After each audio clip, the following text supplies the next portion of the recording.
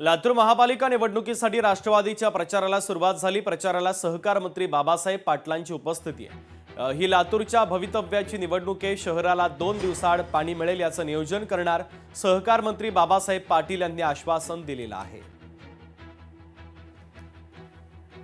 15 तारखेला आपल्याला लातूरच्या भवितव्यासाठी मतदान करायचे आहे।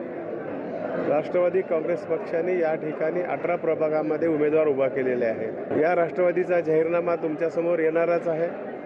लातूर शहराला किमान 2 दिवसाला तरी पाणी कसं भेटेल याचा आम्ही प्रयत्न करणार आहोत। स्वच्छतेच्या संदर्भामध्ये देखील अनेक भागामधून तक्रारी येतात, घंटागाडी येत नाही, त्याचं नियोजन आम्हाला चांगल्या प्रकारचं करायचं आहे। अकोल्यातील राजकीय वातावरण सध्या तापलंय। रविवारी ओवेसींच्या सभेनंतर चांगलाच गोंधळ झाला होता। सभेनंतर पोलिसांना सौम्य लाठीचार्ज करावा लागला। लाठीचार्ज प्रकरणाची चौकशी करा अशी मागणी आता साजिद पठाण यांनी केलेली आहे।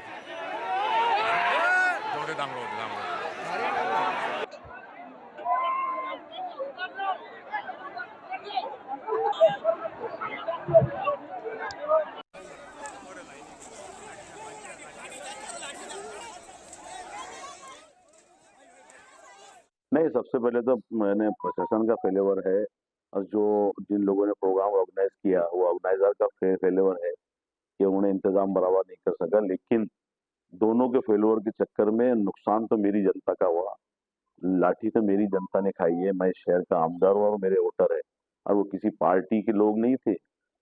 भाषण सुनने के लिए, नेताओं के भाषण सुनने के लिए पब्लिक जमा होती है और मेरी पब्लिक को मारा गया। इसलिए मैं आपके चैनल के माध्यम से उन लोगों पर कार्रवाई की मांग करता हूं जिन्होंने लाठीचार्ज का आदेश दिया और जिन लोगों ने प्रोग्राम करवाया वो आयोजक लोगों के ऊपर भी कार्रवाई हो ताकि दोबारा कोई जनता के साथ में ऐसा बर्ताव न कर सके।